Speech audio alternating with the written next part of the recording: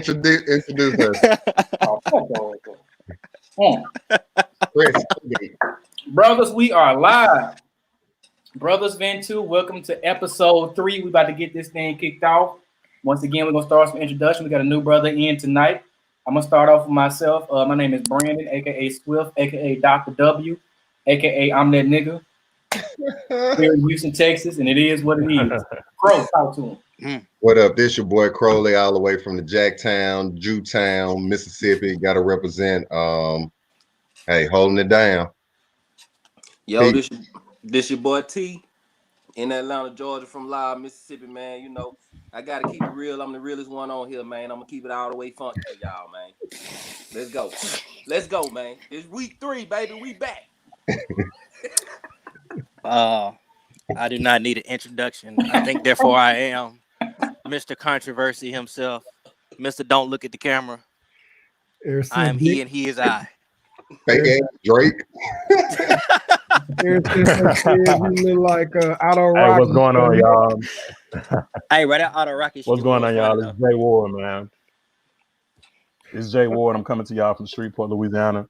Try to bring some balance to these reckless young men right here. Put some understanding and some knowledge in their lives. So hopefully that works out. Lord. What's up, everybody? CJB here. The same good guy. He been playing that role for 10, 20 years. Oh, we're not gonna bring that side into it, and we're gonna jump right into it because these guys are full of stuff. I'm not gonna cuss tonight. I'm gonna try not too early. Yeah, do better, bro. But this is Brothers Ventu. We are bringing the male perspective to a lot of the issues and the topics that I talked about, and one that's frequent is the gender roles in society today. Let me break down what I mean by gender roles. If you go back in the past generations, previous generations, your grandmother, your great grandmother, they were the ones that stayed at home. They cooked all the food. They made sure the house was good. You know, you woke up Sunday morning, you heard the church music playing or the R&B playing or Aretha in the background. You knew you was about to clean up. The men all out times of the day, you know, working. They at the train or they doing whatever. They breaking the money. They bringing it in. And those were the roles of those two genders during those times. But when you look at it today, you know, men aren't going out and working as much or bringing all the bread in the household, and women aren't staying at home. They out in these streets too. So what does gender roles look like today? What is it supposed to look like? And how do we feel about gender role in today's society as men, as black men? Or where do we see ourselves fitting in today's society? Do we do the same thing we were doing back in the day, working all day and bringing in the food and not cooking?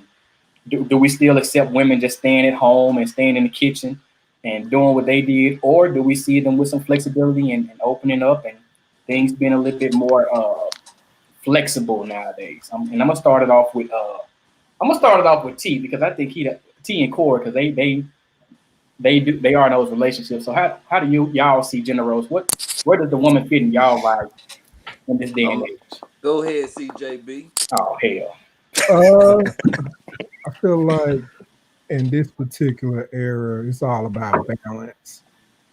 Like you can't, like back then, you know, our grandparents worked all the time and they came home and just to eat and go to sleep. And they didn't spend no time with their kids, no time with their wives, no time with their family. And that shows as those kids grew up. So I feel like at the current point, you don't want to work so much that you can't enjoy your kids and you can't implement any principles in your kids. It's like when you spend a lot of time at work, you're missing out on them growing up. You're missing out on that quality time with your wife.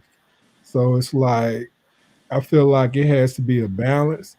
Now, I will say in this economy, you can't have two people, one person being a stay-at-home parent unless I'm making $250K a year. And of course, that's not happening right now. So we both got to work to have a comfortable life right now. So you don't want your woman in the kitchen cooking the food? Like, who cooking the food? The thing about me, I grew up from the country, so my grandma taught me how to cook for myself. I ain't never had to rely on a woman to eat. Like, my parents cook too, but I can cook. I can feed myself. So like some nights she cooks, some nights I cook. You know, it just depends on the mood. But luckily, I was taught how to cook. You taught her how to cook. I was taught how to cook. Oh, you was taught. Okay. You can't cook. Go ahead, T. I mean, gender roles, man. I think that's the problem with us right now is that we shun the gender role. You know what I'm saying? Like women feel bad about being in the kitchen, or they want to be hard too much. Like they look at it like it's a bad thing. Nothing bad about feeding your family, feeding your kids. You know what I'm saying? So I'm kind of old school when it comes to that as far as gender role. Like I want to take care of the house. I want to take care of the responsibilities. I want you to take care of the house. You know what I'm saying? Mm-hmm. But again, like Corey said, it's 2020, so it ain't really. You got to find that balance because my old lady, she working too. So when she come home dealing with them kids, she probably don't want to do no cooking. You know what I'm saying? Because she a teacher, man. So, I mean, like I said, it's all about that balance, though. But I think that we need to get back to it because our kids are suffering because they're not getting that balance. Like Corey said, women need to be women, men need to be men. You feel me? Let's okay. Hold on before you start. Oh, go ahead. I want to get into that. Women need to be women. Men need to be men, but that extends far beyond just being in the kitchen, just cooking. That also goes to what we wear, how we dress, how we speak, the people that we associate ourselves with, so on and so forth. So I just want to make sure we all understand that too. Gender roles extend far outside of just those two arenas. So should men have on tight clothes, or should women be as revealing and address men how men address women? Talk to us about that. Let me put on my educated voice. All right. So my first point, right? Mm-hmm. I'm going to disagree with gender roles. Just hear me out. All right. So the way I look at things is like it's more so of you and your partner is supposed to be a partnership. You know what I'm saying? At the end of the day, I can cook, clean for myself, you know what I'm saying? Because that's how my grandma raised me, you know what I'm saying? You don't wash some dishes before you go to sleep, you getting that ass whooped, you know what I'm saying? Excuse my language. But like, you know what I'm saying? So they got instilled in me. You are a pretty neat brother. Yeah, you know what I'm saying? They got instilled in me. So like, you know, that's something that I don't mind doing. You know what I'm saying? Even though my woman can do that, all that together. So like, to me, there is no what a woman should do or what a man should do. It's like, how can y'all coexist together? You know what I'm saying? And I think that like each couple, each relationship, you do what works for you. If you want to be a stay-at-home husband, wife, whatever, like if that's what works for y'all, that's what works for y'all. What I think people need to do is people need to mind their own business. You know what I'm saying? Especially when it comes to like other folks' relationships, because you don't know what type of work they didn't put in to get there, or what type of arrangement that they got over here. Only thing you need to do is just take care of, like, you know what I'm saying, take care of your home and what's best for you. And like my second point was where you go to like how men dress or how men address themselves. Now I will say that, like, you know, today's society is kind of ridiculous when it comes to what they wear. Sometimes I be seeing dudes with like they'll have a pistol on them, a purse, and some rain boots, and I don't know what be about to go down. But like, you know what I'm saying? At the same time, like, you know, I imagine that like the average OG from our neighborhood when we was growing up, when they first all started wearing like baggy clothes and stuff and tall tees, I imagine they thought we were stupid too. But like, I think, you know, in society as a whole, what we say is like what we call like toxic masculinity, or just masculinity in general, is starting to evolve now. So I mean, it's really like you gonna pick what side of the fence you on. You gonna stay the more side conservative, tough guy way, I guess, or you can be more of the, I guess you can call it metrosexual type. You know what I'm saying? So say for instance, me personally, like, you know what I'm saying, I'm a country boy, but you know what I'm saying? We know. After my first time getting my feet did, nigga. Hey, I can get that. Hey, the pedicure was legit, bro. For real. That pedicure was legit. Ling Lee was scrubbing, bro. Hey, I go in there. I spent $65 on the top one. I already know they put the flowers in there. They scrub your feet and then put that bag around. You know, so I was like, I was like, all right, cool. I could No get used to it, you comments. know. I get used, but I'm saying though, like that don't make me like soft because I get my feet dead. Like, you know what I'm saying? I gotta take care of my dogs, bro. You know what I'm saying? I'm gonna swing it over to Jay Ward. Jay, you know, this your first time on. You say you the good guy, you bring in the balance. So I'm gonna bring in another area too when it comes Bring to the balance, bring some knowledge to y'all, man. All right, so let me speak on it like this. A couple of different perspectives I have on it. For one, I do think that there should be roles in any relationship, but like E was saying, it's a relationship by relationship thing. For example, when you have someone, let's just say, as a man, I'm a better cook, then I should take on the responsibility of cooking because I'm the better at it. All right. And then if I'm doing the cooking, then you can clean because we're balanced in that situation. But also think about this. Two quick things. If you look at statistics, it shows that in the African American culture, more women are educated than black men. We're kind of closing the gap, but it's still a big gap. So why are our women going to college to be independent? Going back to the song by Webby, why are they doing all this to be independent just for us to get with them and say, all right, go back to the kitchen? That doesn't make sense. It just doesn't make sense at all. So you have to be man enough and confident enough in yourself as a man to be able to say, hey, look, my woman might be better with a drill and a hammer and nails than I am. So let me step back. Let me be there for support. Let me lift it up. Let me be the muscle and you be the brains. Like, you know, you have to be able to get out of your own way in order to do that. Also, when we think back to our grandparents, a lot of times they were doing manual labor.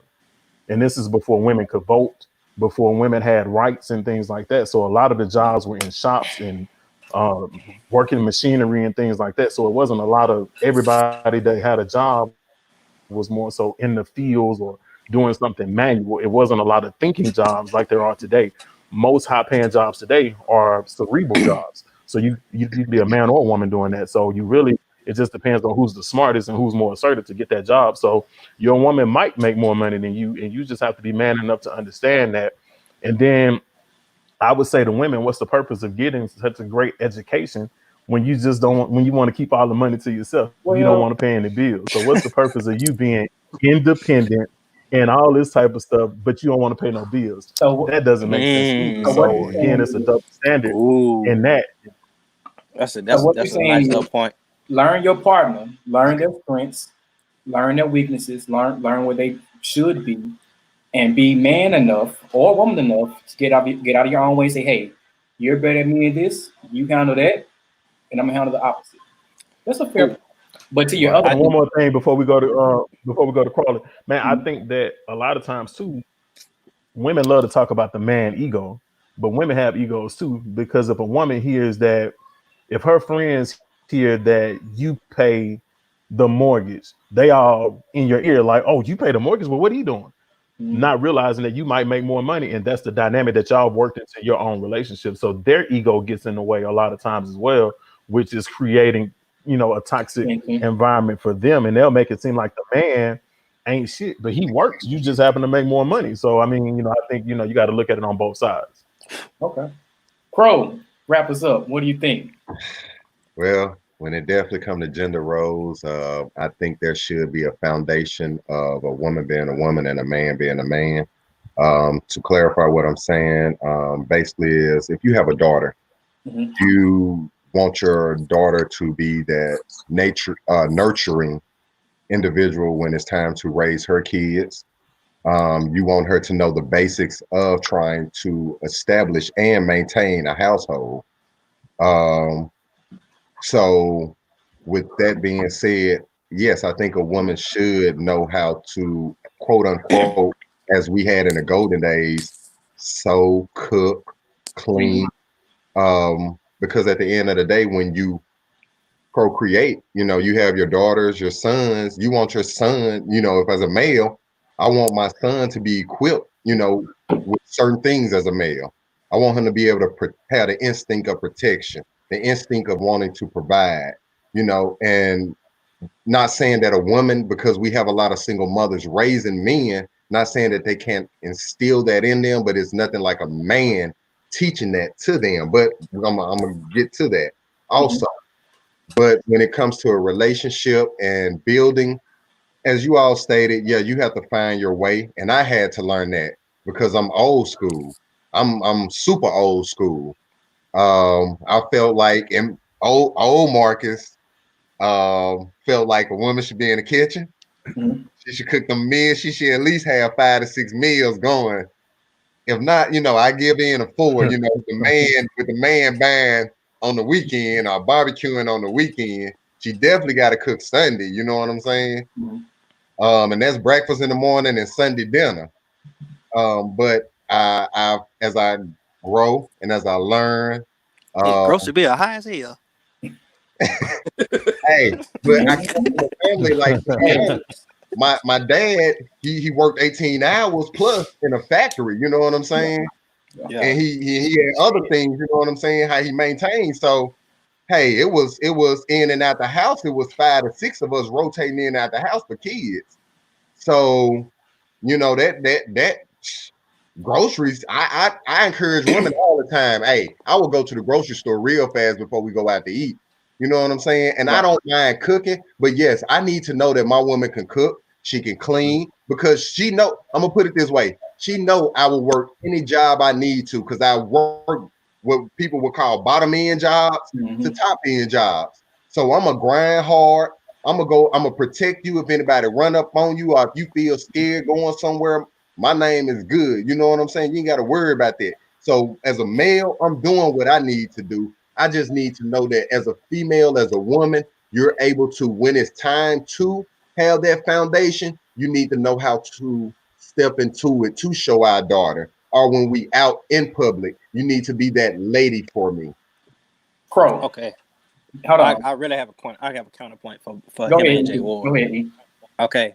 So one thing that Jay Ward had said, he had mentioned that like if you're better than your partner at something, you should take the lead. I feel like that's limiting your partner's ability, because they might have aspirations to do certain things. You know what I'm saying? Like, say for instance, she might not know how to cook, but she want to learn. So you telling her no, you can't learn how to cook. You know what I'm saying? You're not giving her that same chance to adapt, to change, because she might want to literally do that for you, but you not. You know what I'm saying? You kind of like putting that cap on her, and that's gonna like be the cause of you of her not being able to butterfly to that woman that you want her to be, and then you gonna start to hold that over her a little bit. You know what I'm saying? Because you're gonna be like, damn, she don't even cook.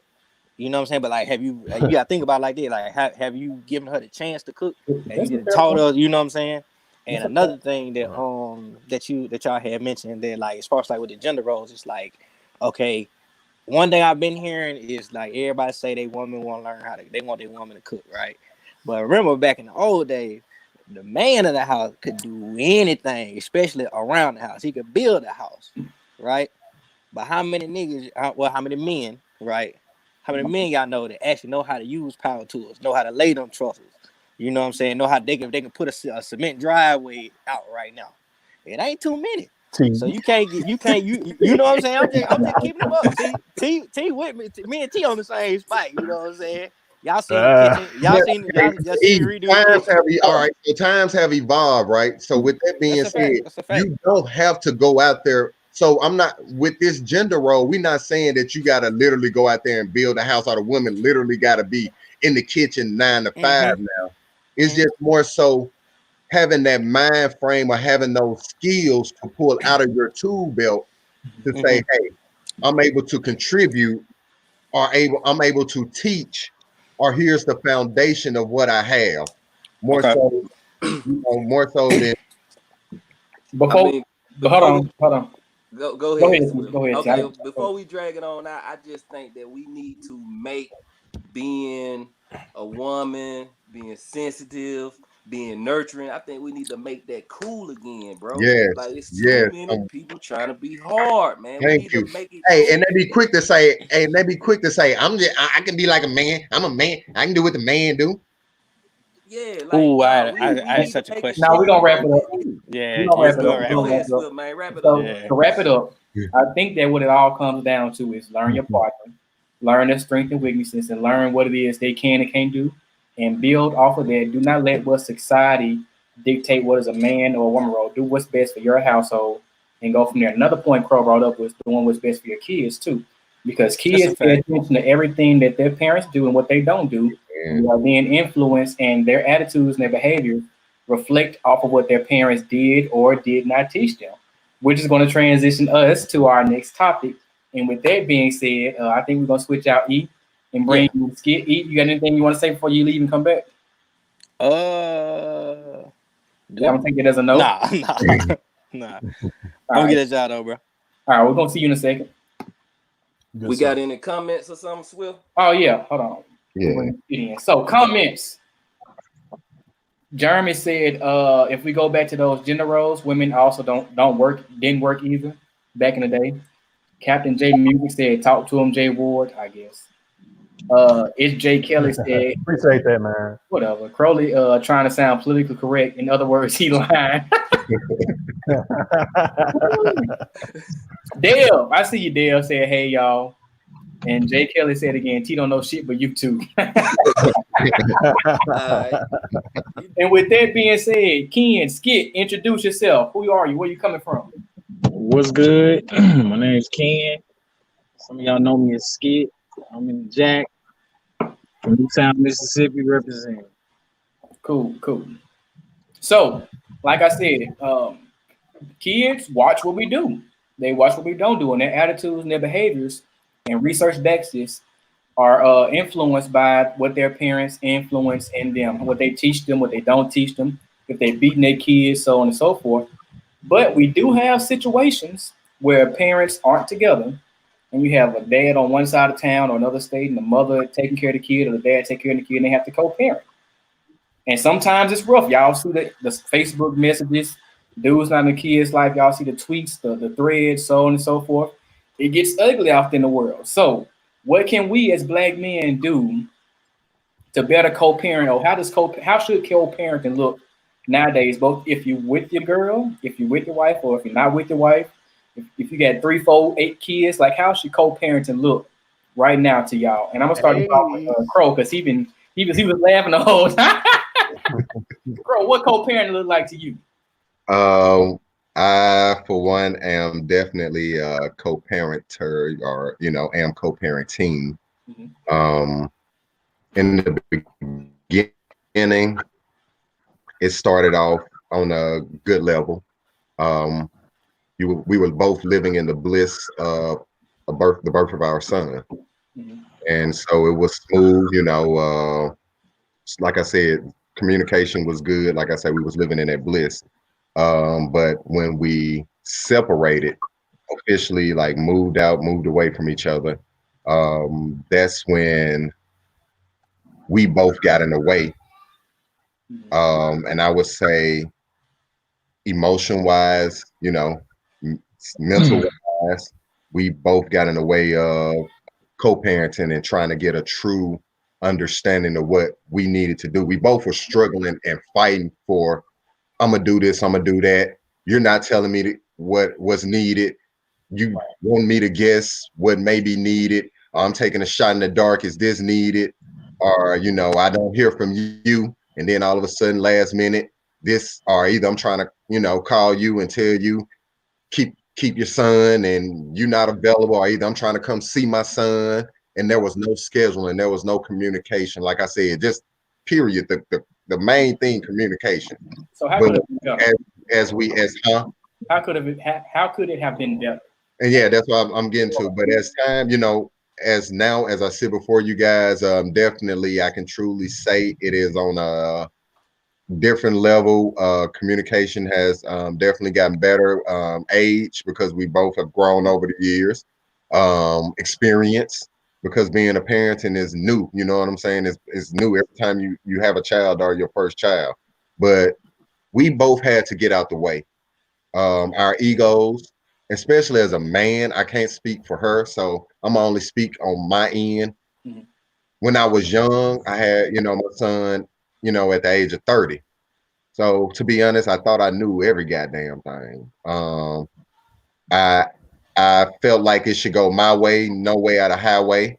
Mm-hmm. Could nobody tell me how to raise my child, and I was trying to tell her literally without her input on how to raise our son.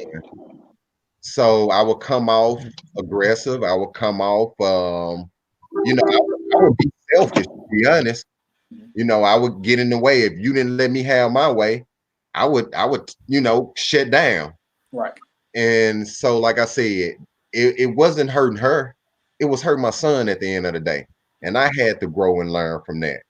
And especially as my son got older, and my son be dad, when you coming? Dad, I'm coming there. Dad, I'm coming to the city, and that's a feel good moment now, so to be grateful that he's 6 and he didn't really get a chance to see that, I'll say from 2 to maybe 4, that real kind of rough years, and now we had a great moment of co-parenting. It's just communication, to truly be honest, getting both of y'all, getting herself out the way and his self out the way, and making the child a main focus. If you don't do that, you destroying the child at the end of the day, and somebody got to give. And that's the thing. If she want the power, or if he want the power, either he or she got to recognize and fall the fuck back, because it's best for the child. And with that, great points. And with that, I'm gonna go and move to Ken. Talk to us, Ken. How do you view co-parenting, and how can we make it better for us Black men? What do we need to do? I think as Black men, we need to take responsibility for our actions. Huge part of co-parenting is the relationship with the child's mother. In my instance, we didn't have it together when we had our child, but we're great co-parents now. We're like best friends when it comes down to the child. And at the end of the day, I made it my business to do good business when it came down to my child, take all the emotional stuff out. So I stopped dealing with the mother of my child. All this back and forth, dealing with other people and coming back, and dealing with other people and coming back. That's not healthy to be in co-parents. It's not healthy to keep either one of y'all emotional. So I think a huge part of that was me manning up and being like, let's both, woman and man, up and like, hey, listen, we're not going to do this together. We're not going to be together, but we're going to be good parents. And so we stepped back from trying to be in a relationship with each other and decided we want to do what's best for our son. We turned out to be great co-parents. And so I think that's a huge part of it, especially as men. We like to dabble, go hit the old baby mamas up, go hit the exes up, go do our thug fizzle. How does your child do that? And so with that being said, that's to me, that's the biggest point. Then our communication got better. Once we took the relationships, the romantic stuff off the table, our communication got better, and it was just all about our son. So that's a huge part of it. Ken, let me ask you this.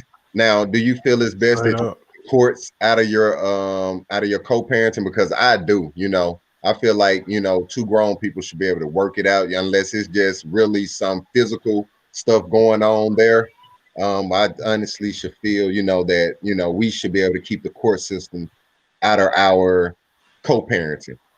That was a part of it for me up front, because I'm sure she'll forgive me for saying this, because we had this conversation. She was a little emotional about it. And so I put myself on child support, because, when it came down to my son, picking my son up, seeing my son, I'm showing up with paperwork. I don't need your emotions involved. You having a bad day, that's going to stop me from seeing my son. Oh, but see, I never had that problem, so I can see why, that's why I say in some instances. But even when it came down to the court system, we had a conversation. I said, man, listen, what do you want? Let's discuss this in person as grown people. And then let's have our attorneys draw it up on paper, and then we'll roll from there. We ain't got to keep on paying all these attorney fees, going back and forth in court, be on TV or something like that. Let's talk as two grown people. What do you need a month? Because, realistically, I know that my son has needs, and you have needs when it comes down to working with my son. So I was all for being financially available, as long as it was within reason. And we worked it out. We worked it out of court, and then we put some stuff on paper. But now it's it's not even I'm on paper. It's whatever my child needs, she called me up, or he hit me up. That's how I've been operating. Just let me know what my son needs. You know what I'm saying? That's why I say the court system's not needed. You just tell me what he need, and he good. Before y'all keep I going, think the court system is needed. If two people can be grown and talk it through, I think that's the best way to go. now, but Ken brought up a good point though, and I think Jay Kelly agreed. Take all the emotions out of it. Stop trying to have sex. Grow up, be mature, and do what's best for the child. And Jay Kelly said, the best way of co-parenting is stop nutting the shit you're not going to be with. That's a good point.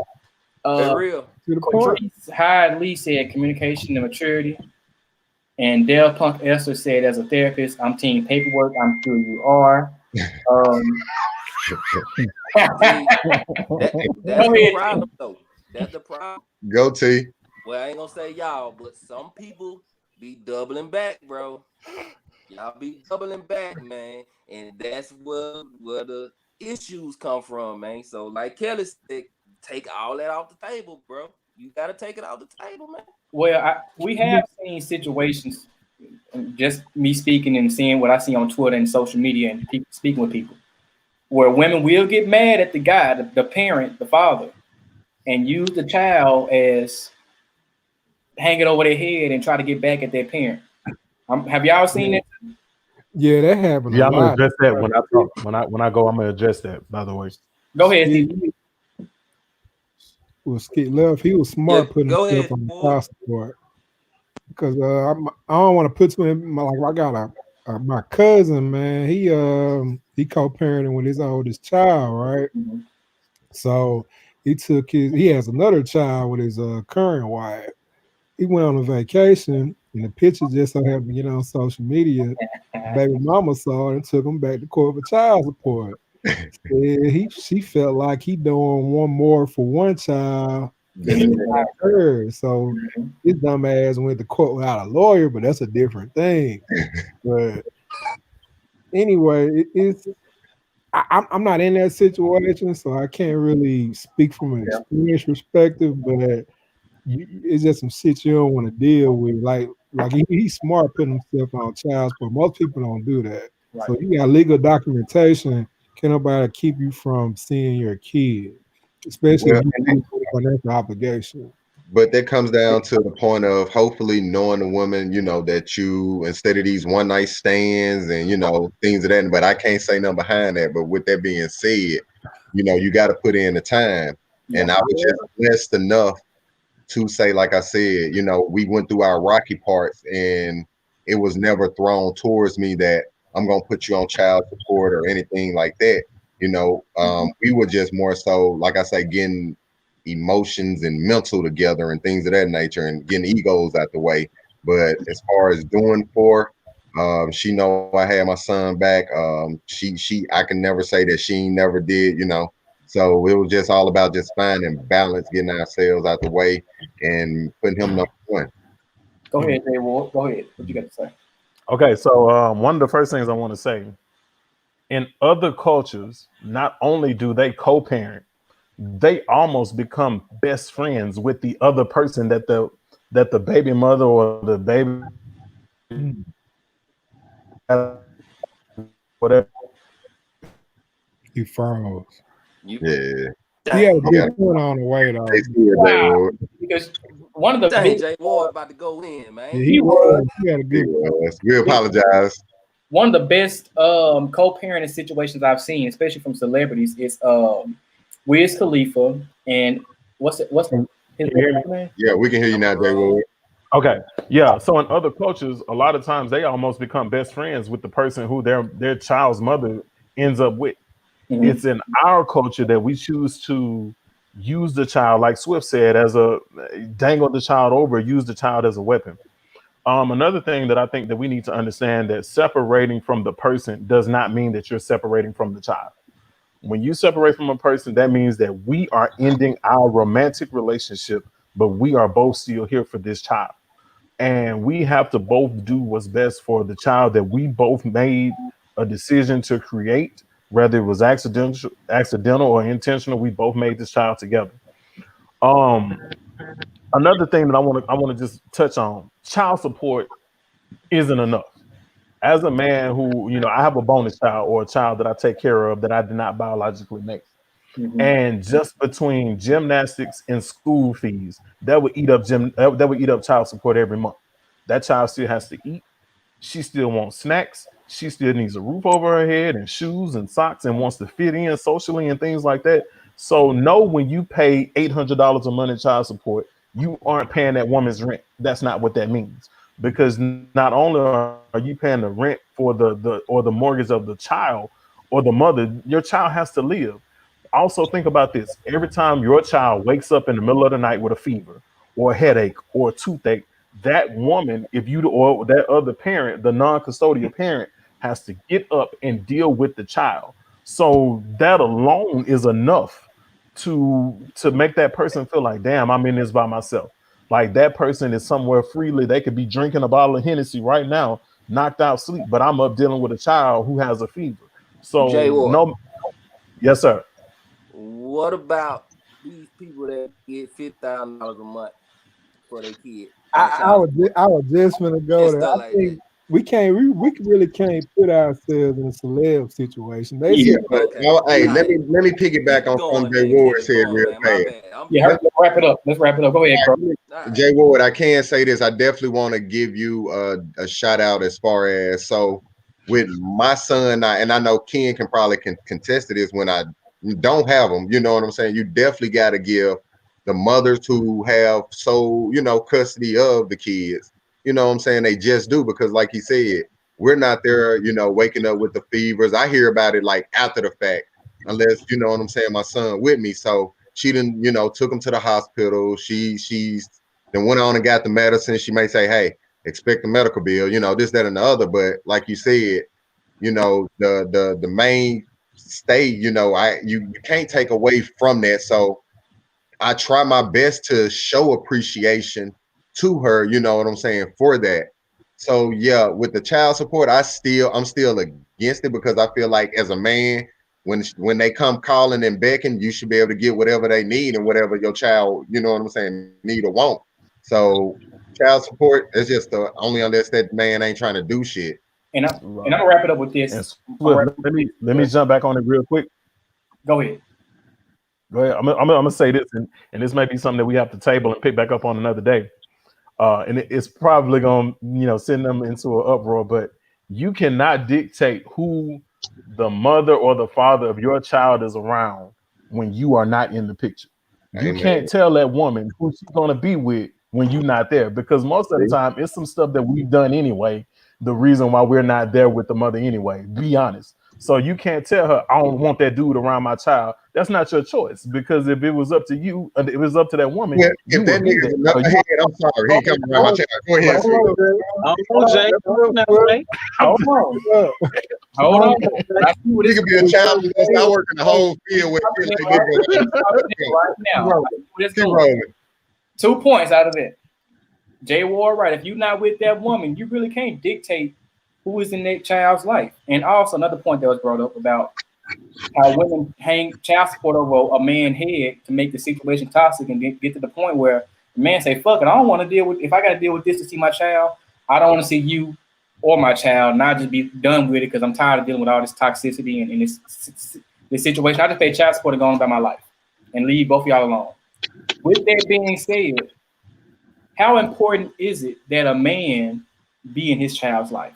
And with that, before we start answering that question, Skip, I'm gonna let you wrap up. We're gonna bring in Claude, but what quick point you got to that question? How important? How important is that man be in his child's life?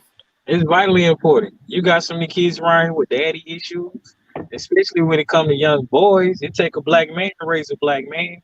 And back to the first point, they don't make man or woman like they used to. All right, they don't make man or woman like they used to. Like you said, women don't cook, can't clean, men can't change the tire, change oil. It take back in Africa, back in our native lands, you was groomed to be a man. The boys would go with men and learn how to be men. The girls will go with women and learn how to be women. And we've lost that. It's got all cluttered up and everything. But it's vitally important that I'm a teacher. And I see kids with daddy issues every day. The boys have more daddy issues than the girls. We talk about strippers, they out there because they got daddy issues. These boys got daddy issues. So we gonna transition. Okay. All right.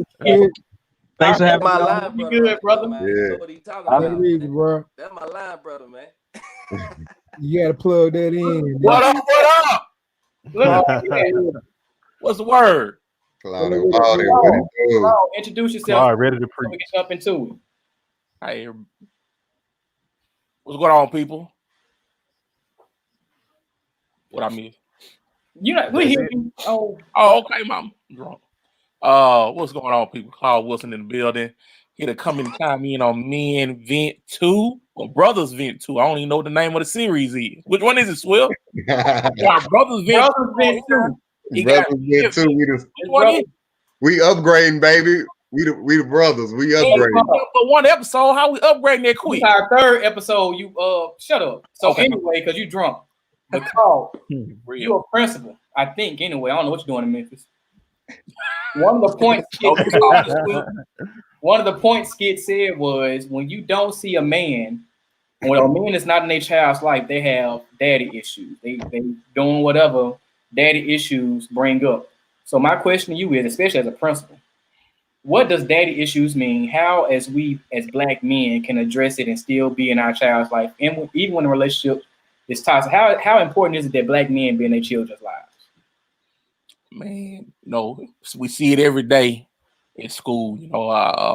Pretty much that's why I have to staff my school with so many Black men, just because I need the students to see what a positive Black male looks like. And I'm not saying there's not any in the community where I work at.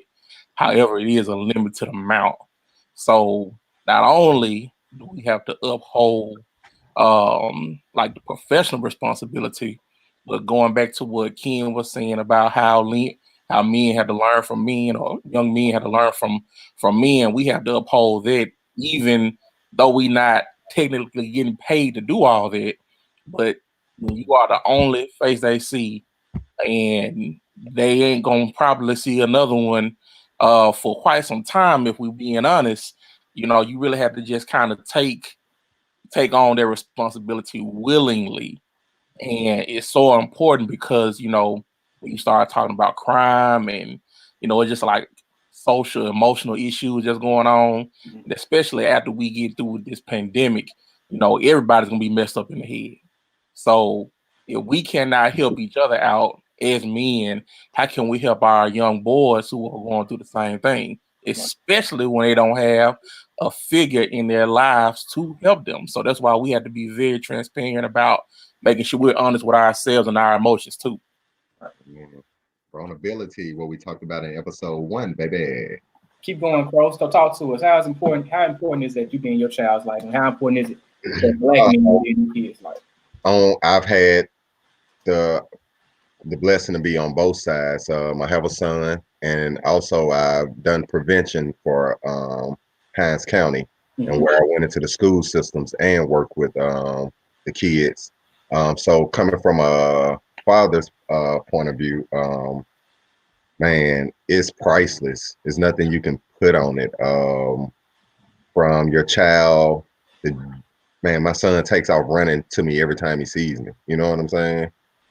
So the simple things, from just simply having talked with him. I call my son and I ask him how is school, and I've been doing this since he's been in preschool, and when he say, "Dad, that is good," and I'm like, "What's good to you?" And and I'm getting deeper, because I want him to open up to me. I want him to talk to me, right, and to kind of go into how I was raised. Not saying that my dad wasn't there, but I had a Rolling Stone for a papa. You know what I'm saying?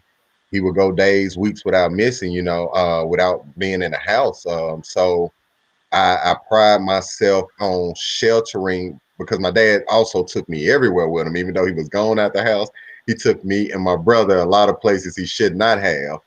And so I shelter my son from seeing a lot of things that I saw growing up, or that I witnessed growing up, because I don't want him. So my son is, honestly, I call him a square ball in my head, because he's afraid of the slightest noises, things of that. But I'm happy for that. He's a child. And then to go to the kids that I mentored with, to see them shell shocked from the gunshots, from the fights, from them breaking down and crying because my dad, you know, he went to jail. He's been arrested before, and I share my story with them, and they're like, "Oh my goodness, Mr. Crowley, somebody understands us," and they're crying, and we're shedding tears together, and I'm letting them know, "Hey, you don't have to be like that. Look at me. Yes, I stumbled, I failed, you know, and got myself back up, but." That's the thing. We got to, like Claude said, we got to be transparent. So we got to let them know, yeah, when we was teenagers, when we were young, we did a few silly things. We learned from those mistakes. Look at us now. Teach them those pitfalls, and hopefully they learn from them. And one real quick, real quick. Like just because even when you started talking about that, Crowley, it just kind of made me look at it from even another angle, especially just losing my father and just being able to realize how important it was, even as an adult, just to have a father or a father-like figure to talk to. Amen. Also, like extremely pivotal. Yes. Because you know, it's one thing when we talk to each other and we gain a lot of knowledge from each other, but it's different when you talking. Yeah, I got you. Because Skip brought up something about how if you don't have these men in these children's lives, they go out and they sell drugs, so they become strippers. Even though I don't think that being a stripper is a bad thing, but I mean, y'all know that I deal with a lot of different types of people. You know what I'm saying? Like y'all know. But the thing about it is, I can honestly say that majority of the men that I deal with, they're great fathers. No matter what they do in the streets, no matter if they're corporate, they are great fathers. And the thing about our clique is, if you not in your kid's life, we make you feel bad because they always in their kids, like they always doing something, no matter how they got to do it. You know what I'm saying? So I do think that it's real important. I mean, like Cloud was saying, see, he know, like I lost my pops, and you don't really understand it until they done all the sacrifices that they did for you, and you don't understand that you really like a spitting image of that man. Like a lot of people tell me that I'm just like my daddy. You know what I'm saying? And again, my daddy didn't even stay in the house with me, but he was still in my life, and he I hear that. Really, you know what I'm saying? Like really my biggest role model. You know what I'm saying? Like people look at Michael Jordan, I look up to my pops, like, hey, you know what I'm saying? So I just think, man, people gotta really make this being cool, man. Be in your kid's life, man. Your stepdaddy, if you a stepdaddy, be a good stepdaddy, bro. Like do whatever it takes. I love hearing that when people be like, boy, you just like your daddy. You look like your mama, but you act like your daddy. That make you feel good, man. Whatever, Crow. Talk to us, Jay Ward. Hey, I'm gonna just say this, man. As a teacher, I'm in education just like Claude, and I teach in a predominantly white district.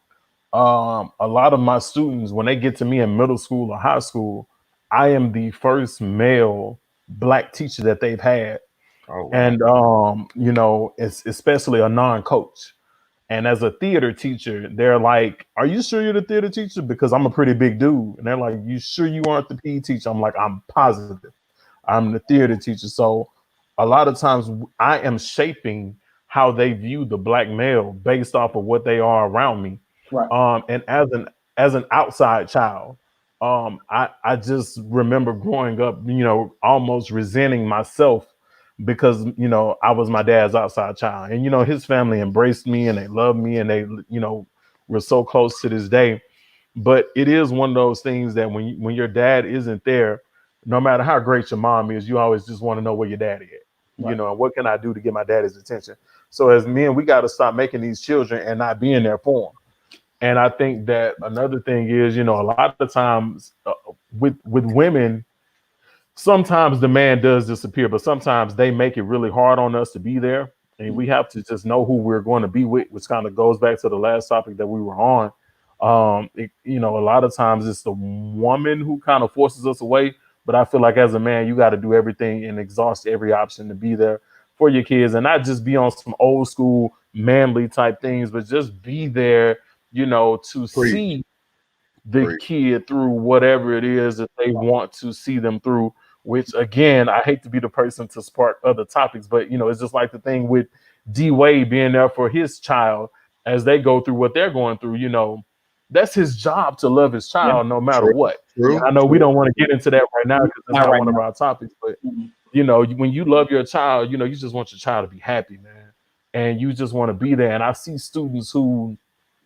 my students who, you know, if they don't have, and it's not Jordans a lot of times, but if they don't have the expensive Birkenstock shoe, or if they don't have the, you know, the expensive sandals and things like that, North Face jacket. Right. the North Face jacket, the North Face jacket is like He on a different side of the tracks. Right.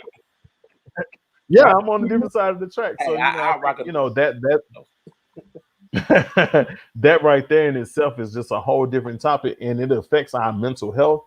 And you know, we got to stop being so hyper masculine to where we just say, you know, and I was watching this on the episode of Blackish. You know, they don't go to therapy. They talk to God. They pray.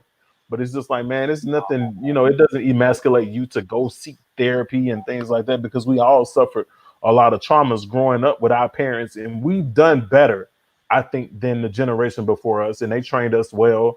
But we have to be able to take it on to the next level so that we can move on with the next generation, where we can seek mental health treatment and things like that. Because with our children, especially our little black boys, they've suffered so much trauma a lot of times, and they don't know how to seek out help, and there's no help available for them to heal those traumas that they've suffered. So I think it's very important to have a dad, and not only a dad, but a good principal, coach, teacher, advisor, all that, to be right there for us, because a lot of times our coaches and advisors take the place of our dads who we didn't have. So before I go to Corey and wrap this up, one thing you did say is about going to see therapy. And I work in higher education at a black school, and I'm doing research on it. The research shows that 70-80% their first time seeing a mental health professional is in a higher education setting. They don't see those mental health professionals K through 12, and that's really when they need it, because that's when all their attitudes and everything start to form, and it's too late by the time they get to higher education. But that's definitely a great point. Corey, what you think? How important is it to be in a child's life? And don't bring up the D-Wade situation, because that's for another day. Yeah, I know that. I'm not touching that. We just getting started. I don't want us to get counseled. I think it's very important. Like, y'all remember when we were growing up, and you know, we'll go to the barbershop with our dad, and it'll just be nothing but, you know, fathers and sons. And you go up in there now, you go get your hair cut, you'll see a woman in there with a kid, and you see that all the time. Yeah. Straight up. I saw that, and all that. That's not a good representation. Like, even me and my dad we're not super close, but I still appreciate the small stuff we did. Like, you know, I think going to the barbershop with your dad as a kid is like a highlight of your Saturday. And, you know, kids don't really get that anymore. And then not only that, they don't really have anybody to look up to or to, you know, speak to when they become a teenager, and learning how to fight, learning how to talk to women, learning how to process different thoughts. A lot of kids don't have that. So I really take my hat out to the teacher bros and the higher ed bros, because they go above and beyond being that role model to a lot of kids that do not have that. Yeah. So that's the only chance that they get to come in contact with somebody who they can talk to. So it's very important. You don't really understand it until you get a little older. So when you see young kids, they don't really know no better. But when they get older, they develop certain things that only a man can shape, or only a man can help suit. Yeah, that's fair. And definitely has to Claude, because one thing he did say is he do try to bring those black men professionals in the school, even though he ain't shit. But my head's Let me kind of piggyback one thing on Jay Ward talked about the stigma with mental health, especially when it comes to our kids. A lot of our kids, especially when I did prevention work, a lot of them are taking on grown-up roles because mom is working 2 to 3 jobs, or either dad is not there, or either dad working 2 to 3 jobs and mom working 2 to 3 jobs, or either they got to cook the meals when they come in because they're in the 4th, 5th grade and they're younger siblings and they got to help with homework. They got to get the noodles ready, things of that. So with that being said, that mental health, that therapy is needed because they're facing a lot of traumas. They're stepping up in the role of a grown-up. They're having to be that woman, that man at the age of 8, at the age of 9 and they're going to a Claude school or they're going to other schools and hope, trying to mimic, what they see at home. And I ain't gonna say it's negative because but then at the same time, take what they see from a Mr. Wilson or Mr. Johnson, whoever it may be, and try to bring those two things together because it's a pull, it's a tug of war when it comes to that perspective. Yep. So mental health is needed for the kids. And it bring me to another point about this poem I saw about not having a pencil, how the child getting his siblings ready, how they got to cook food, how they got to wake up and get the kids ready for school, their brothers and sisters. And then they get to school and the teacher mad because they ain't got a pencil. They're going to sleep on the desk.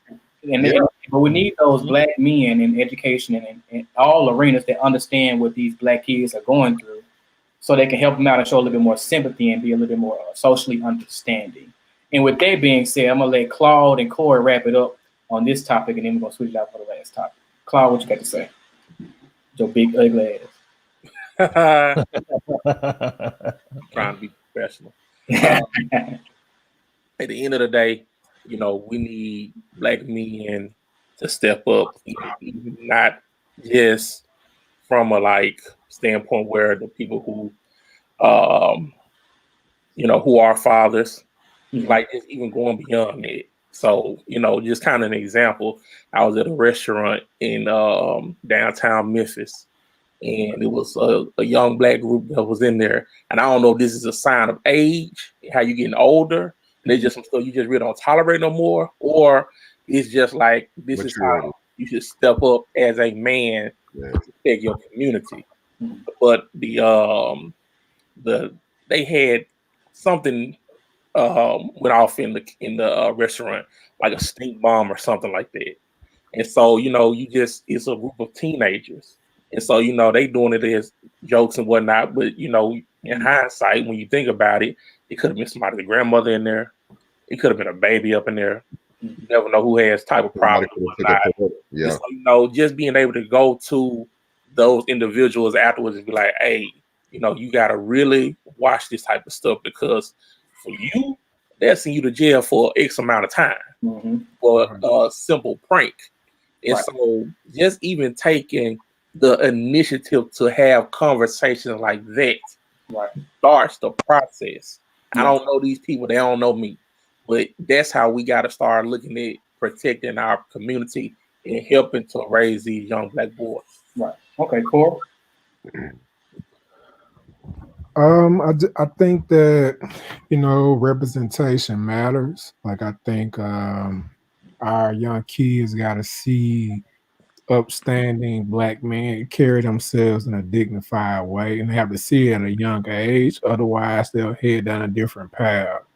So I just want to leave this note as to my hats off to all the teacher brothers again, all the male teachers, the male figures, the male community service workers. It's just you guys play an important role in developing kids who are not fortunate enough to have a positive male figure in their life. Good point. All right, y'all. I'm holler at y'all later. Me and Claude got to chime in on this last topic. Then we're gonna so with this topic, we talked about the importance of men and shaping their young kids, because when you don't have men in these kids' life, they start to take masculinity from what they see from other people or from social media. Same thing with women. So you see these men thinking that being a man means having sex with as many women as possible, and then you let these women who don't have a good positive role model in their life, they just let these men have sex with them as much as they whatever. And then we get to college and then graduate college, and you done had sex with so many people, you don't know what love is. And these women have been ran through so much, they really don't know what it's like to be loved by somebody and have a boyfriend. Right? Ran through. Now, Nick, rant through. I didn't say it. Will said it. But then they do find love, right? They do find someone. They don't know anything about their past, man and woman. For a woman, they might think it's a good thing. They're like, oh, he didn't fuck a lot of women. He may be, good in bed, whatever. But for a man, we may run away. You didn't have sex with how many people? You had sex with who? No, you're not for me. So with that being said, how important is a woman's life, a woman's past when it comes to you dating? Does how many people she slept with dictate if you're gonna be with her or not, or how you treat her? You want to go first, LB? I got quiet. I'm gonna be. Don't let me go first. Let me chime in later. Don't let me go first. I'm gonna be Keep it transparent. short, man. So Keep it I don't short. have any stake in this per se. So I'm really just generally speaking. Mm-hmm. But when you look, and I'm gonna come at it from like an basically put, when it comes to everybody's past, everybody has all kind of things they done been through, done, and all that kind of stuff like that. So at the end of the day, if you're talking about, I want to make sure I'm getting the question right on this. We're talking about, does the past dictate how you go forward with someone, male or female, correct? Correct. Okay. So as a male, if it's someone who I've grown to love and I do not know anything about her past, would it hinder me from going forward with it when I find out about her past? I would probably say no. And I'm saying that because at the end of the day, you have a connection with people and you either going to accept the past that they have or you're not. So, you get to a certain age where, I mean, if you're talking about body counts, I mean, we all got them. But at the end of the day, is this person treating you how you want to be treated and they accepting all your flaws? I mean, you really just can't knock that. I don't think there's anything wrong with it. Okay, we're gonna let Claude go on that point. Good talking to you, bro. I'm not saying I do it, but I understand. I'm out. Go ahead, CJB. All right. For one, I don't even think that you should ask that question simply because. Why I can't hear y'all, bro? It's probably you. Like we grow up, you know what I'm saying? Right. I feel like as long as you ain't former stripper, Body counts, porn star, that's different. But I feel like as a man and just being real, a lot of men been around the block. I kind of like what you come across disagree with it. You come across a woman that's quote unquote been around the block, you can't really get mad at her. Because shut up, boy. All right, be quiet. I told you I can't hear the rest of y'all, bro. Boy, you just talked all up. Go ahead, and we're gonna wait on Dean. Stay in CJB until Dean get in. So we're gonna bring in T. Yo. Does it matter if a chick tell you she done slept with 10, 20 dudes at Jackson State while you was there? And y'all like, I know you're not in a relationship. I'm just saying that's it. Hypothetically speaking. Okay. 20, 30, 40 people. I mean, before y'all get together and y'all in a good 2-3 year. Does that matter? Okay, it's two parts. First part is I'm not gonna do it. You know what I'm saying? Honestly, you know what I'm saying? I'm just that type of dude. It don't matter about what I did in the past, cause my past. But my girl, I'm kind of selective when it comes to that. But I'm gonna do the other thing, because some people say that hoes make the best housewives. Let's just be honest now, because one, they already done did everything. They tired of being ran through. He said they tired. They tired. And they just want love, bro. They just want to be fulfilled. They just want to, be in a happy relationship now, because they done had 10, 15 years of the other thing. You know what I'm saying? Now, I'm not gonna do it, but I just want to put that out there before I go. He called them tired. So it seems like y'all gonna be politically correct tonight. Okay. Hold on. I'm not. Everybody quiet. So T and Claude came in with the same type of politically correct answer. So is there no one on this live that takes the opposite and say, if she didn't went through all these dudes, if she went through one person that I know, that's my line brother, something like that, I'm not gonna talk to her. You didn't say that. I was coming to that next, but hold on. Go ahead, Jay. Go ahead, Jay Ward. Come back to me, because I need to go last. I just don't want to shake up. No, I need you to go now. Come on, Jay. All right. So for one, and I've been taking notes. Here's the thing. It's all about ego. It's all about the man's ego. The reason why men, self-included, feel like our history doesn't matter, but a woman doesn't matter, is because it's all about the ego. Because you're automatically thinking about, was his dick bigger? Did he please you better? Did he last longer? Did he eat the pussy better?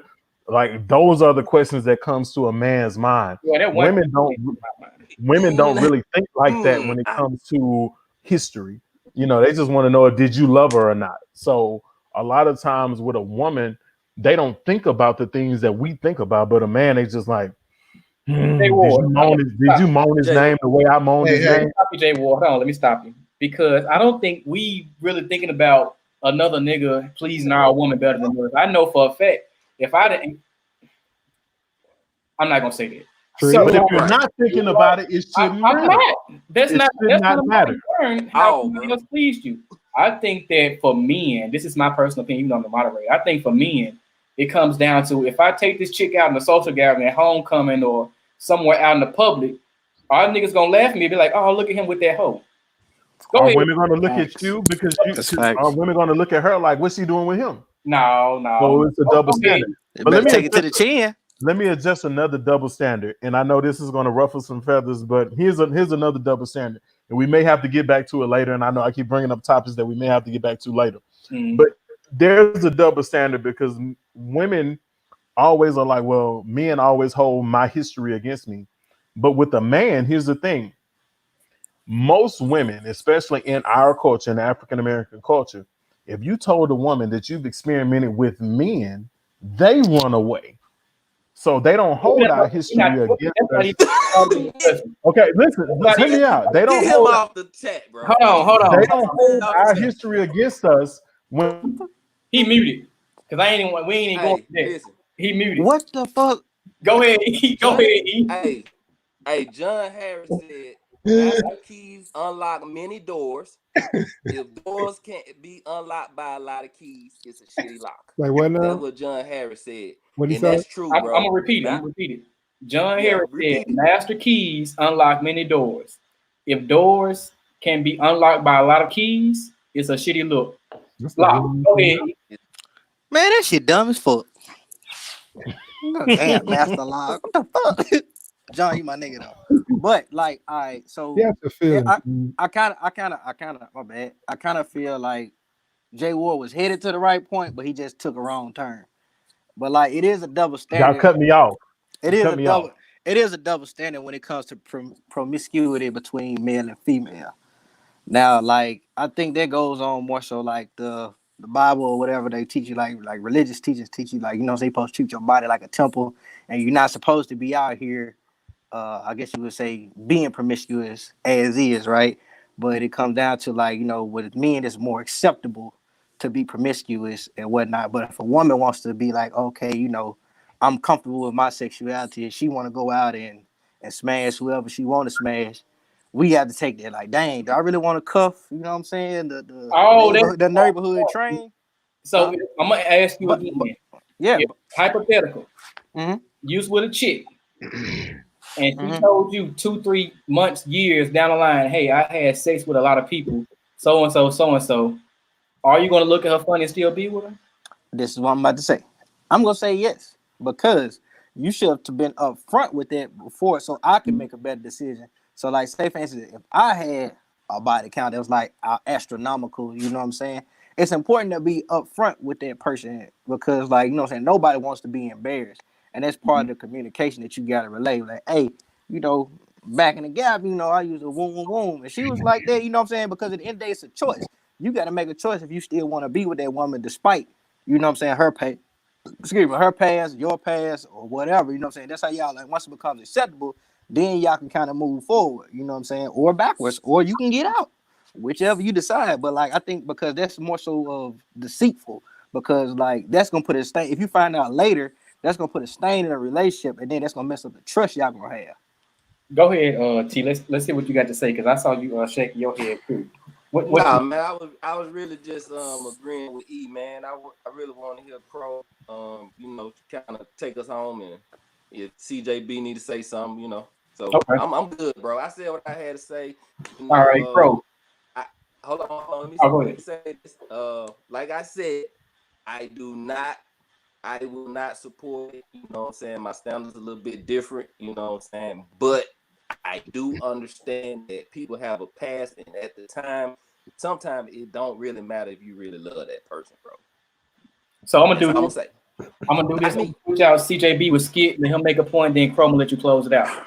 All right. CJB, what if you got a video? Before you leave? What if it's on video?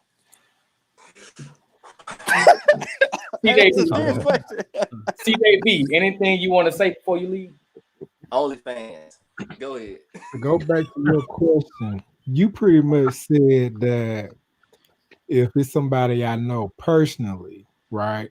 Well, yeah, if they had sex with somebody you know personally. Okay, if I know them personally, then no. Because at the end of the day, like, it's not an ego thing, but it's like, that's my man. It's like, that's my brother. You know what I'm saying? So it's a little different.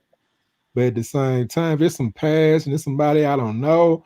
And we all got a high body count from a different. Who is we all? Y'all keep throwing me in this. All. I didn't say you. I just said we collectively, not the people on this podcast. What? In general, primarily speaking. That's right. Clear that up. Clear that up, sir. I don't think it's fair to pretty much shun another woman for having a high body count when yours is just as high. That's just my opinion. But what if the walls dry?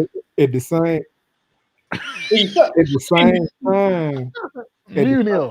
if I feel like E said, nobody wants to be embarrassed. So you're bringing me to a spot where it's going to be several people or somebody that you came in contact with sexually, I should know, and vice versa, because I never bring my partner around, make her look stupid. So I expect the same treatment. All right, that's fair. All right, CJB, we're gonna holler at you later next time, brother. All right, bro. Y'all take. Oh, my bad. Back to me. So we're gonna let Skit make a quick point. Crow, you gonna close us out, and we done for the night. Gotcha. Honestly, to be straight up, Corey just made my point. So that's it. Okay. Well, Crow, how you feel? Your chick come to you and say, man, I done slept with this many people. I might hit one of your line brothers. I got an OnlyFans. I'm how you taking it? All right, first off, let me put myself out there. Y'all was being all sheltered. I don't know what you all have done in your life, but in these streets, to be honest, I have, a reputation for being a ladies' man, for loving the ladies. You know what I'm saying? To truly be honest. So I won't hide that. Even when my son's mother got with me, you know what I'm saying? That was one thing that her friends told her. You know what I'm saying? So that's not a secret. And I don't hide that from any woman that I meet, because I know somebody at the end of the day gonna tell her, hey, Crowley love the ladies and the ladies love Crowley. You know what I'm saying? So with that being said, if she's up front with me, I can accept it. Because what T.I. song say? She got the angel eyes with the baby face, but she a freak though. Hey, we she done put it out there. You know what I'm saying? I accept somebody being honest because I'm honest. Now, if she's still doing what she's doing, it's a different story. I gotta let you go.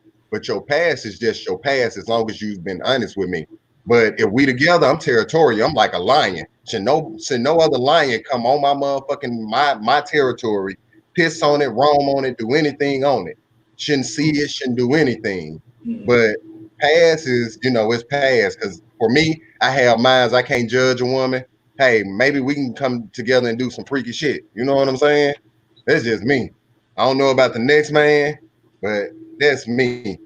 I can't judge her long as she honest with me up front. That way doing homecoming, I ain't got no whispers. They like, hey, G, your chick was flipped by the hole by all accused of the football team. Hey, I'm gonna be like, hey, my niggas, I appreciate you. She ain't got shit. I ain't got shit. That was her time. You know what I'm saying? We keep it pushing. Because she might run across some girls that say, hey, me and my homegirls did this, that, and the other to your dude. Okay, so keep it pushing. We're about to wrap this up. Like Scooter Girl. Unmute me. Yo, I was trying I had to put my mask on. Curly was talking. I'm trying. T, what you got to say? Last few points, close it out. Last few points. We're gonna go to everybody. We want everybody. Really, when your relationship start with a woman, that's where everything start. Like if it's right here, anything that happened after that should only matter. Anything happened before that should not matter. You know what I'm saying? If somebody disrespect you after the fact, then it's different. But until then, hey, I don't know what to say, bro. I'm not gonna do it, but I understand why people do it. That's it. Skip, what you got to say? Like all the rest of the bros say, man, you know what happened before y'all got together? That's y'all lives, What really matters is what happened after the fact. Like he said, nobody wants to be embarrassed. So like you got a pass, you've been out there. I mean, be transparent about it. So everybody feel comfortable. As soon as you're in a situation, something, inform the next person. That's the best you can do. As far as it being a double standard, I mean, that's relative. That's relative. People like who they like. Some people like promiscuous people. Some people like people who are not promiscuous. So as long as you know what you get involved with before you get involved with it, you lay in bed. You know what I'm saying? Go to sleep. All right, I don't want to hear nothing crazy, because I'm E. Huh? Nothing crazy. Go ahead. What? Last points. Yeah, I mean, I just think, to each his own, right? You know what I'm saying? Like everybody has their, like Crowley says, everybody got their threshold of what they will accept and what they won't accept, right? But it's all about honesty and being upfront. You know what I'm saying? As long as it ain't on video, you know what I'm saying? If it's on video, man, you gotta get rid of that, bro. Like for real, man. Like that's physical evidence. We talk about physical evidence that you out here like this. That's hard to live. Women did get paid for that's people's cell phones. That's people's cell phones. Mute him. All right, go ahead, J. Ward. He done. All right, so this is just my thing. All right, I won't go back deep into it, but I just want to say that with women, there is a large amount of intrigue for a man who has a long rap sheet. They're interested in knowing about what that man has done, and that attracts them to him. There's somebody that I know. I won't say his name. He might be watching, but everybody knows he has a long rap sheet, and the women are attracted to that rap sheet. And so, there's a lot of men that I know who are attracted to women with a long rap sheet, and I don't think that should be held accountable. I think it should be talked about and discussed before you move forward.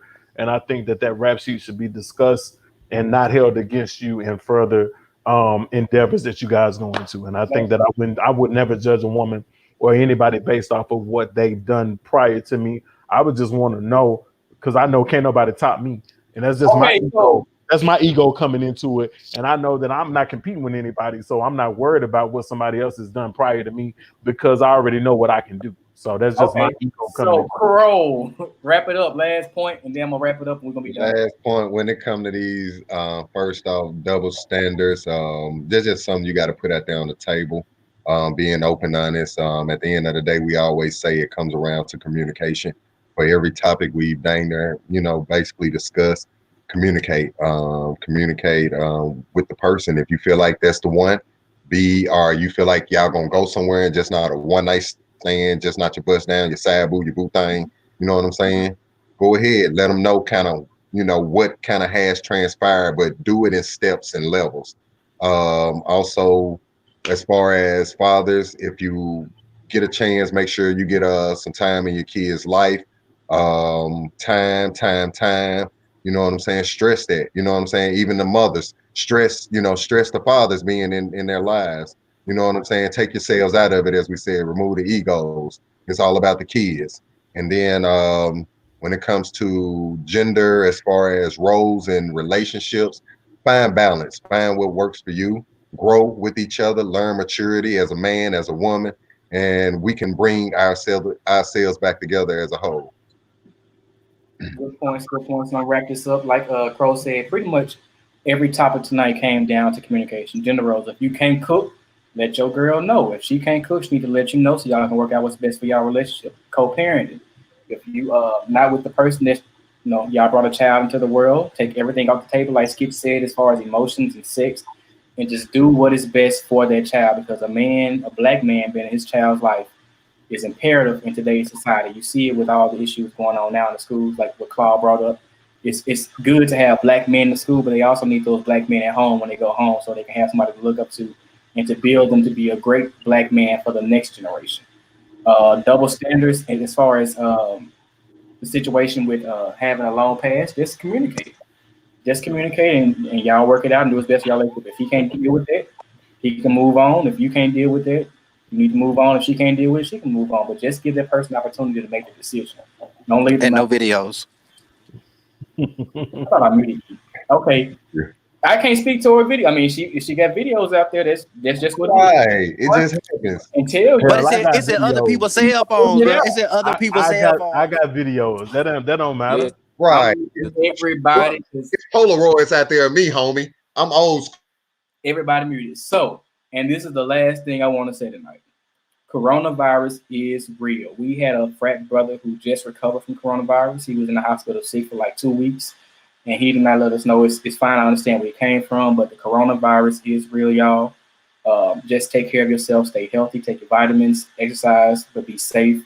And don't try to go to these hookah lounges and these clubs and all these stores when they first open up, because the coronavirus is real and it will take you out. Period. And that's all we got to say. Thank y'all for tuning in, and we'll be back in another week with no more topics. What, Crow? I said, free me. Free me. You had me on lockdown, son. On lockdown. Y'all be good tonight, and we thank y'all for chiming in, and y'all be safe. Go, Mom.